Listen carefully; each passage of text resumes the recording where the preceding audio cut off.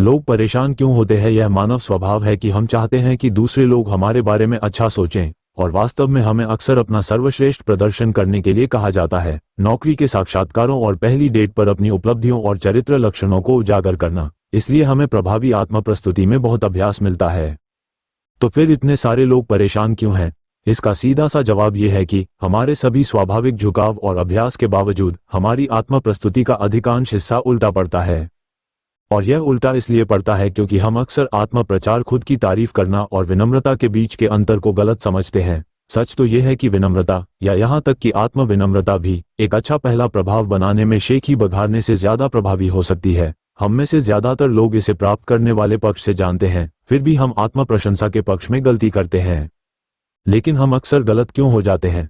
यहाँ कुछ नए शोध इस बात पर प्रकाश डाल सकते हैं। सिटी यूनिवर्सिटी लंदन की वैज्ञानिक इरीन स्कोपेलिटी और उनके सहयोगियों का मानना है कि यह आम लेकिन हानिकारक व्यवहार वास्तव में भावनात्मक दृष्टिकोण अपनाने में विफलता है। भावनात्मक दृष्टिकोण अपनाने के लिए यह अनुमान लगाना जरूरी है कि कोई और आपकी स्थिति पर कैसे प्रतिक्रिया देगा, खुद को उनकी जगह रखकर और जो आप देखते हैं उसके अनुसार खुद को समायोजित करना। लेकिन इस तथाकथित सहानुभूति अंतर को पाटना बहुत मुश्किल है, और हम अक्सर इसमें विफल हो जाते हैं। हम मानते हैं कि दूसरे भी हमारी भावनाओं को साझा करते हैं, और इस तरह अपनी भावनाओं और दूसरों की भावनाओं के बीच वास्तविक अंतर को कम आंकते हैं। इसलिए हम अपनी उपलब्धियों और सफलताओं के बारे में खुलकर बात करते हैं। हम शेखी बघारते हैं क्योंकि हम वास्तव में मानते हैं कि दूसरे भी उन उपलब्धियों में हमारी खुशी और गर्व को साझा करते हैं। जब वे ऐसा नहीं करते हैं, और वे अक्सर ऐसा नहीं करते हैं, तो हमारा आत्म प्रस्तुति विफल हो जाती है। हम परेशान करने वाले होते हैं। कम से कम यही परिकल्पना है जिसे स्कोपेलिटी और उनके सहकर्मियों ने कुछ प्रयोगों में परखने का फैसला किया। वे देखना चाहते थे कि क्या आत्म प्रचारक दूसरों की सकारात्मक प्रतिक्रियाओं को ज्यादा आंकते हैं और नकारात्मक को कम आंकते हैं। इसका परीक्षण करने के लिए उन्होंने विषयों के एक समूह से एक ऐसे अवसर का विस्तार से वर्णन करने के लिए कहा जब उन्होंने किसी के सामने किसी चीज के बारे में शेखी बघारी। फिर उनसे उन भावनाओं का वर्णन करने के लिए कहा गया जो उन्होंने महसूस की थीं, और वे भावनाएं जो उन्हें लगता है कि प्राप्तकर्ता ने महसूस की थीं। अन्य विषयों ने इसके विपरीत किया, एक समय का वर्णन किया जब किसी ने उनके सामने शेखी बघारी थी। वैज्ञानिकों को उम्मीद थी कि आत्म प्रचारक सकारात्मक भावनाओं का अनुभव करने की अधिक संभावना रखते होंगे, और वे उन सकारात्मक भावनाओं को प्राप्तकर्ता पर गलत तरीके से पेश करेंगे। और यही उन्होंने पाया। आत्म प्रचारक सकारात्मक भावनाओं की रिपोर्ट करने की अधिक संभावना रखते थे, और यह मानने की अधिक संभावना थी कि प्राप्तकर्ता भी सकारात्मक भावनाओं को महसूस करते हैं, जबकि वास्तव में ऐसा नहीं था। इसी तरह आत्म प्रचारक नकारात्मक भावनाओं की रिपोर्ट करने की कम संभावना रखते थे, और प्राप्तकर्ता पर नकारात्मक भावनाओं को प्रोजेक्ट करने की कम संभावना रखते थे, जबकि वास्तव में प्राप्तकर्ता यही महसूस करते थे। दूसरे शब्दों में, आत्म प्रचारक के निर्णय अहंकारी थे। वे अपने दृष्टिकोण को पूरी तरह से समायोजित करने में असमर्थ थे और कल्पना नहीं कर पा रहे थे कि कोई और उनकी शेखी बघारने से नाराज हो रहा है। वैज्ञानिक इन परिणामों की दोबारा जांच करना चाहते थे और सहानुभूति के अंतर की जांच एक अलग तरीके से करना चाहते थे। इसलिए उन्होंने फिर से विषयों को या तो आत्म प्रचारक या प्राप्तकर्ता की भूमिका निभाने को कहा। फिर उन्होंने आत्म प्रचारकों से इन अलग अलग भावनाओं के बारे में प्राप्तकर्ताओं के अनुभव का अनुमान लगाने के लिए कहा: खुशी, गर्व, ईर्ष्या, झुंझलाहट, क्रोध, परेशानी और हीनता। प्राप्तकर्ताओं ने खुद को इन्हीं भावनाओं के आधार पर रेट किया।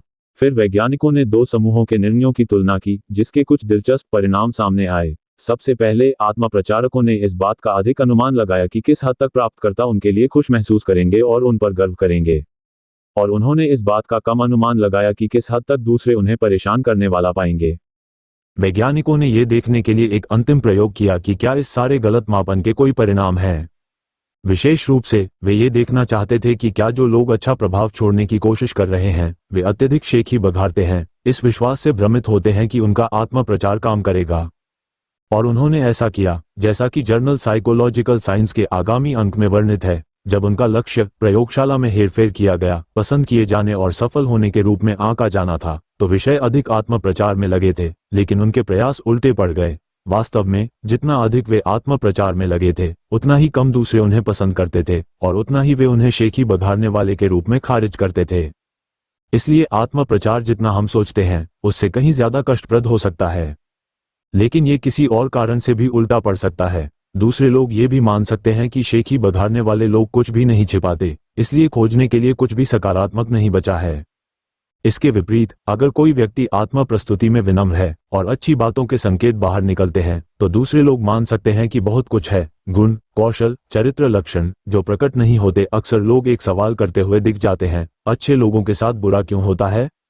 दूसरे शब्दों में कहें तो ये यही हुआ कि अच्छे लोग दुखी क्यों रहते हैं। हालांकि यह कहते हुए शब्दों में चिंता से अधिक दया भाव होते हैं, जो संभवतः अच्छे लोगों के लिए दुखी रहना एक प्रकार से तय परिस्थिति मान ली जाती है। पर क्या यही सत्य है? क्या इसे मानकर अच्छाई से किनारा कर लिया जाना चाहिए या ऐसे लोगों को एक अलग मानव की कैटेगरी में रखना चाहिए?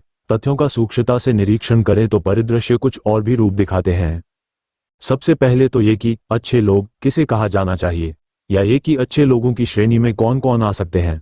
मानवीय धरातल पर आकर सोचें तो इस संसार में रहते हुए वास्तव में अच्छे और बुरे की कोई परिभाषा ही नहीं है। वस्तुतः जो है वे है परिस्थितिजन्य मानवीय व्यवहार। इन मानवीय व्यवहारों के लिए भी कई कारक जिम्मेदार होते हैं, जैसे तत्काल हालात, अपनी सोच, सक्रियता और सक्षमता आदि।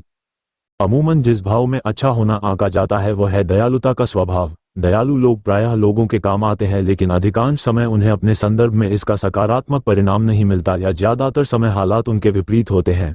आखिर इसकी वजह क्या है? क्या यह उनकी किस्मत होती है या उनकी ही सोच या स्वभाव की कोई गलती? मनोवैज्ञानिक धरातल पर विश्लेषण करें तो ये 3 कारण इसकी मुख्य वजह होते।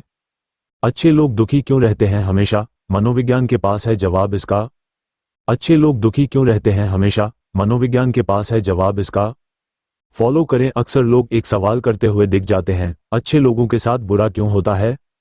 दूसरे शब्दों में कहें तो ये यही हुआ कि अच्छे लोग दुखी क्यों रहते हैं। हालांकि यह कहते हुए शब्दों में चिंता से अधिक दया भाव होते हैं, जो संभवतः अच्छे लोगों के लिए दुखी रहना एक प्रकार से तय परिस्थिति मान ली जाती है। पर क्या यही सत्य है? क्या इसे मानकर अच्छाई से किनारा कर लिया जाना चाहिए या ऐसे लोगों को एक अलग मानव की कैटेगरी में रखना चाहिए? तथ्यों का सूक्ष्मता से निरीक्षण करें तो परिदृश्य कुछ और भी रूप दिखाते हैं। सबसे पहले तो ये कि अच्छे लोग किसे कहा जाना चाहिए, या ये कि अच्छे लोगों की श्रेणी में कौन कौन आ सकते हैं। मानवीय धरातल पर आकर सोचें तो इस संसार में रहते हुए वास्तव में अच्छे और बुरे की कोई परिभाषा ही नहीं है। वस्तुतः जो है वे है परिस्थितिजन्य मानवीय व्यवहार। इन मानवीय व्यवहारों के लिए भी कई कारक जिम्मेदार होते हैं, जैसे तत्काल हालात, अपनी सोच, सक्रियता और सक्षमता आदि। अमूमन जिस भाव में अच्छा होना आंका जाता है वह है दयालुता का स्वभाव। दयालु लोग प्रायः लोगों के काम आते हैं, लेकिन अधिकांश समय उन्हें अपने संदर्भ में इसका सकारात्मक परिणाम नहीं मिलता या ज्यादातर समय हालात उनके विपरीत होते हैं। आखिर इसकी वजह क्या है? क्या यह उनकी किस्मत होती है या उनकी ही सोच या स्वभाव की कोई गलती? मनोवैज्ञानिक धरातल पर विश्लेषण करें तो ये 3 कारण इसकी मुख्य वजह होते हैं। 1 दूसरों के लिए जीना, दूसरों की खुशी में खुश होना। दयालु स्वभाव के लोग दूसरों की मदद के लिए हमेशा तत्पर रहते हैं। इन्हें खुद के लिए कुछ करने से ज्यादा दूसरों के लिए कुछ करने में खुशी मिलती है। यही वजह होती है कि जहां जरूरत पड़ने पर ये हर किसी के काम आते हैं, वहीं इनकी एक खास बात यह होती है कि किसी की मदद करने के लिए ये अपनी जरूरतों को दरकिनार करने से भी पीछे नहीं हटते। पर इनके दुख का कारण यह नहीं होता, बल्कि सामने वाले का स्वार्थी रवैया होता है। वास्तव में देखें तो अपनी सीमाओं से बढ़कर और अपनी परेशानियों को किनारे रखकर किसी की मदद करना ही इनके लिए दुख का कारण बन जाता है। ऐसे व्यक्तियों के लिए लोग यह मानकर चलते हैं कि ये हर वक्त उनके साथ ही होंगे और खुद से पहले उनके बारे में सोचेंगे। उनसे मदद की चाह रखने वाले लोग भले ही इनके लिए कुछ ना करें, लेकिन इनसे कभी भी ना नहीं सुनना चाहते।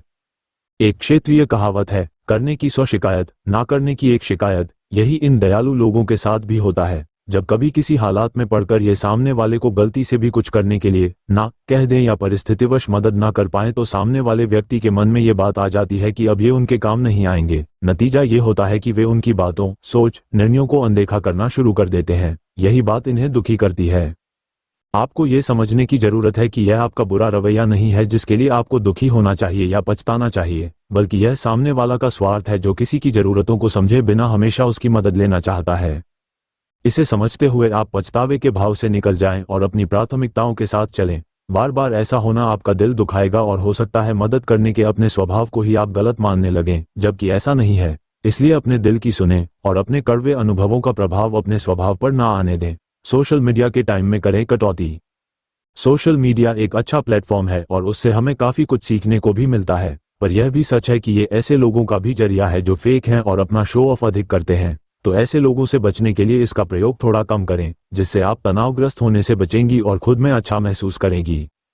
2 खुद की परवाह करना स्वार्थी बनना नहीं होता। दयालु लोगों में एक और जो बात होती है वह ये कि ये अपने लिए शायद ही कभी जी पाते हैं। इनकी प्राथमिकताओं में कभी परिवार, कभी रिश्तेदार, तो कभी दोस्त आ जाते हैं। कभी ये बच्चों के स्कूल भागते हैं, कभी परिवार के साथ वीकेंड मनाते हैं, तो कभी दोस्तों के खुशी गम में शरीक होते हैं। परिणाम ये होता है इनके पास खुद के लिए ही खाली समय नहीं होता कि अपने शौक पूरे कर सकें, क्योंकि इनका हर कदम दूसरों को खुश करने के लिए होता है। उसे पूरा करते हुए ये अपने सपनों को पूरा करने के लिए काम नहीं कर पाते। आपको अपनी इस सोच में थोड़ा सुधार लाने की आवश्यकता है।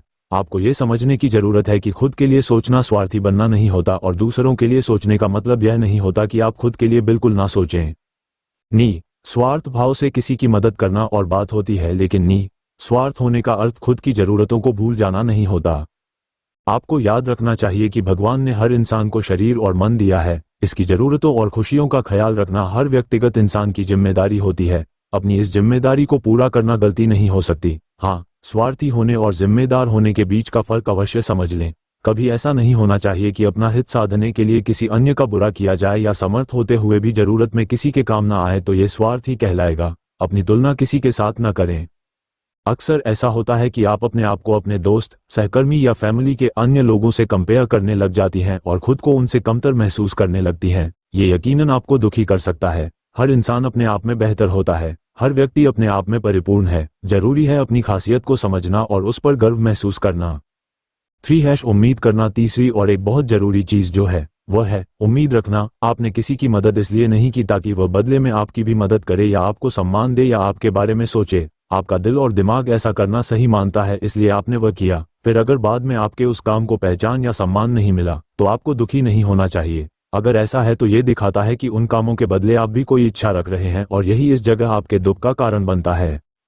आपको ये समझने की जरूरत है कि सक्षम होते हुए किसी के लिए कुछ करना, यहाँ तक कि अगर आपने अपने विवेक के साथ किसी के लिए कोई त्याग किया तो वह भी आपने अपना नैतिक कर्तव्य और इंसानी धर्म पूरा किया है। संभव है भविष्य में आपको इसका पुरस्कार मिले, लेकिन इसके लिए आपको किसी अच्छे परिणाम की उम्मीद नहीं करनी चाहिए। गीता के वो उक्ति याद रखें, कर्म करो, फल की चिंता मत करो। यह वह राह है जो हर हाल में आपको दुखी नहीं होने देगा। किसी इंसान की पहली और सबसे महत्वपूर्ण जिम्मेदारी एक खुशमिजाज प्राणी होने की है। खुश रहना जीवन का चरम पहलू नहीं है, ये जीवन का बुनियादी पहलू है। अगर आप खुश नहीं हैं तो आप अपने जीवन में क्या कर सकते हैं?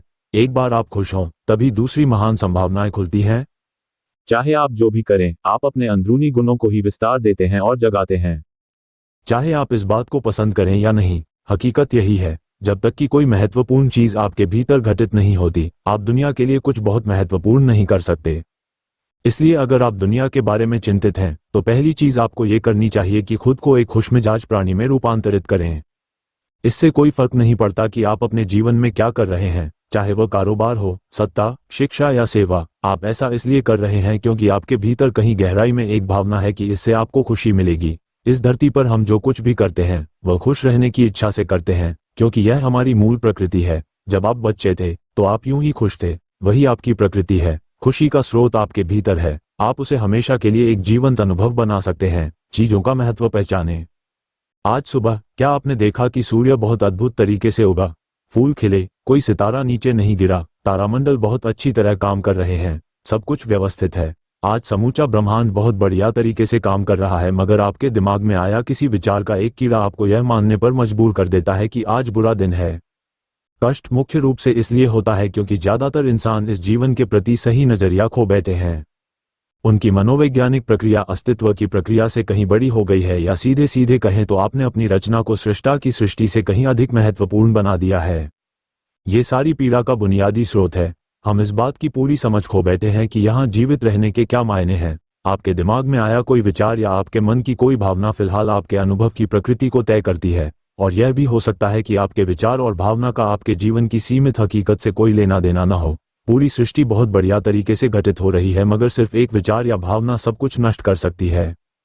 4. मन या दिमाग को उसके असली रूप में देखें। जिसे आप मेरा मन कहते हैं वो असल में आपका नहीं है। आपका अपना कोई मन नहीं है, कृपया इस पर ध्यान दें। जिसे आप मेरा मन कहते हैं वो बस समाज का कूड़ेदान है। कोई भी और हर कोई जो आपके पास से गुजरता है वो आपके दिमाग में कुछ न कुछ डाल जाता है। आप वाकई यह चुन नहीं सकते कि किससे आपको चीजें ग्रहण करनी है और किससे नहीं करनी। अगर आप कहते हैं मुझे यह व्यक्ति पसंद नहीं है, तो आप किसी भी और से ज्यादा उस इंसान से ग्रहण करेंगे। आपके पास कोई चारा नहीं है। अगर आपको इस बात की जानकारी हो कि उसे ठीक करके कैसे इस्तेमाल करना है, तो ये कूड़ेदान उपयोगी हो सकता है। असर और जानकारी का ये ढेर जो आपने जमा किया है वह सिर्फ दुनिया में जीवित रहने के लिए उपयोगी है। आप कौन हैं इससे उसका कोई संबंध नहीं है। सुबह जब आप उठते हैं तो पहली चीज आपको ये करनी चाहिए कि आप मुस्कुराएं। किस पर? किसी पर नहीं, क्योंकि आप जगे, यह कोई छोटी बात नहीं है। लाखों लोग जो कल रात सोए थे आज नहीं उठे, मगर आप और मैं उठे। क्या ये बहुत बढ़िया बात नहीं है कि आप जगे? इसलिए अपने जगने पर मुस्कुराए। इसके बाद आसपास देखिए और अगर कोई है तो उन्हें देखकर मुस्कुराए। बहुत सारे लोगों के साथ ऐसा हुआ कि उनका कोई प्रियजन आज सुबह नहीं जगा। आपको जो भी लोग प्यारे हैं वे जगे। वाह, ये तो बहुत अच्छा दिन है ना? फिर बाहर जाए और पेड़ों को देखिए, वे भी पिछली रात को नष्ट नहीं हुए।